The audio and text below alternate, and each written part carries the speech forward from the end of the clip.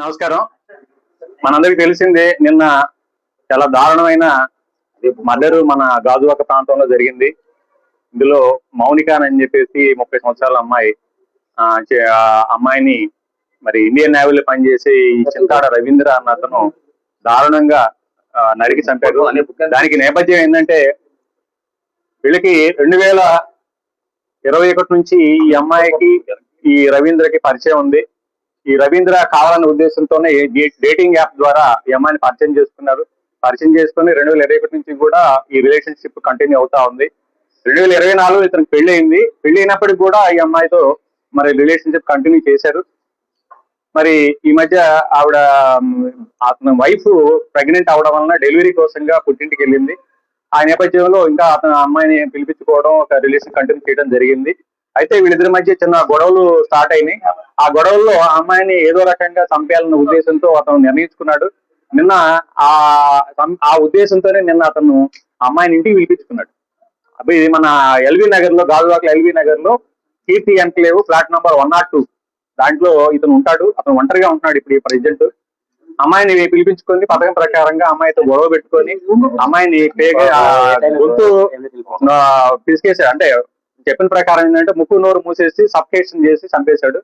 చంపేసిన తర్వాత అతను ఈ డెడ్ బాడీని ఏ విధంగా డిస్పోజ్ చేయాలో అర్థం కాక దాన్ని కావాలనే ఉద్దేశంతో అతను ఒక కత్తి తీసుకొని ఆ బాడీని 3 ముక్కలు చేశాడు అనమాట. గొంతు, తల, చేతులు, మొండి అన్ని కూడా సెపరేట్ చేశాడు. సెపరేట్ చేసేసి కాళ్ళన్నీ కూడాను ఒక సూట్ కేసులో ప్యాక్ చేశాడు. అదేవిధంగా మొండి భాగం ఫ్రిడ్జ్ లో పెట్టాడు. ఈ తల, చేతుల్ని మరి అంటే 1 by 1 డిస్పోజ్ చేయాలన్న ఉద్దేశం అతని ఉద్దేశం. దాన్ని ఏం చేశాడంటే అతను బ్యాగ్ లో పెట్టుకొని మన ఈ అడివారం రోడ్ లో ఒక నిర్జన ప్రదేశం ఉంది. ఆ ప్రదేశంలో పెట్రోల్ లో తగలబెట్టేసి మరలా వచ్చాడు. వీటిని కూడా డిస్పోజ్ చేయాలన్న ఉద్దేశంతో ఏం చేయాలో అర్థం కావట్లేదు. ఈ బాడీ ఎలా తయారు చేయాలి, ఎలా పంపించాలి, ఎలా డిస్పోజ్ చేయాలని చెప్పేసి తర్వాత అతను మొత్తం లోపల ఉన్న బ్లడ్ స్టైన్స్ కూడా మొత్తం కూడా వాష్ చేసినట్టుగా మనం నేరస్థల పరిశీలన తెలుస్తా ఉంది. కంప్లీట్ గా వాష్ చేస్తున్నాడు. అంటే ఏ విధంగా నేరం బయటపడకుండా తప్పించుకోవాలన్న ఉద్దేశం అతను కనబడతా ఉంది. తర్వాత ఇప్పుడు ఈ డెడ్ బాడీస్ లో ఉన్న ఈ భాగాలు ఎలా డిస్పోజ్ చేయలేక అతనికి దిక్కు తెలియలేదు. ఈయన ఏం చేయాలో అర్థం కాక అతను పోలీస్ స్టేషన్ కి వచ్చి సరెండర్ అవ్వడంగా తెలుస్తా ఉంది. అయితే ఈ విషయం తెలుసుకున్నది తల్లిదండ్రులు ఈ రోజు పోలీస్ స్టేషన్ కి వచ్చి వాళ్ళ మౌనిక తల్లిదండ్రులు వేణుగోపాల్, వాళ్ళ ఫాదర్ పేరు, ఆయన వచ్చి కంప్లైంట్ ఇవ్వడం జరిగింది. ఈ ఫాదర్ వచ్చేసి ఈ మన చిన్న కాంట్రాక్ట్ టీచర్ గా పనిచేస్తారంటే పెందుర్తిలో.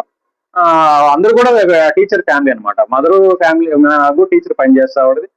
అయితే ఈ అమ్మాయి డిసీజ్డ్ ఈ మౌనిక ఈ ఇంటర్ వరకు చదువుకుంది. పంజాబ్ నేషనల్ బ్యాంక్ లో ఏదో ఆఫీస్ సబార్డినేట్ గా పనిచేస్తుంది.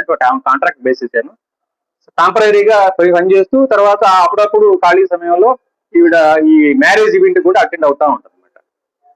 అయితే ఈ కేసు నమోదు చేస్తున్నారు. కేసు మన మర్డర్ కేసు కింద. అదే విధంగా ఈ ఎవిడెన్స్ ని తారుమారు చేయడం కోసం, అంటే కనపడకుండా మాయం చేయడం కోసంగా అతను ప్రయత్నించినట్టుగా ఆ మర్డర్ కేసుతో పాటుగా 201 ఐపీసీ అంటారు అండి. ఆ కేసు కింద కూడా కేసు నమోదు చేయడం అయింది. దర్యాప్తు స్టార్ట్ చేయడం అయింది. సిఐ గాజువాక ఈ కేసు దర్యాప్తు చేస్తా ఉన్నారు.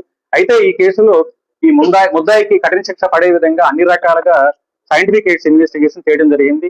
టెక్నికల్ ఎవిడెన్స్ కూడా దీంట్లో మేము అన్ని రకాలుగా వాడుతా ఉన్నాం. ఇతనికి ఎట్టి పరిస్థితుల్లో మంచి గట్టిగా శిక్ష పడాలన్న ఉద్దేశంతో దానిలో భాగంగానే ఈ రోజు RFSL టీమ్స్, క్లూస్ టీమ్స్ కూడా ఈ రోజు పోలీస్ స్టేషన్ నుంచి రావడం జరిగింది.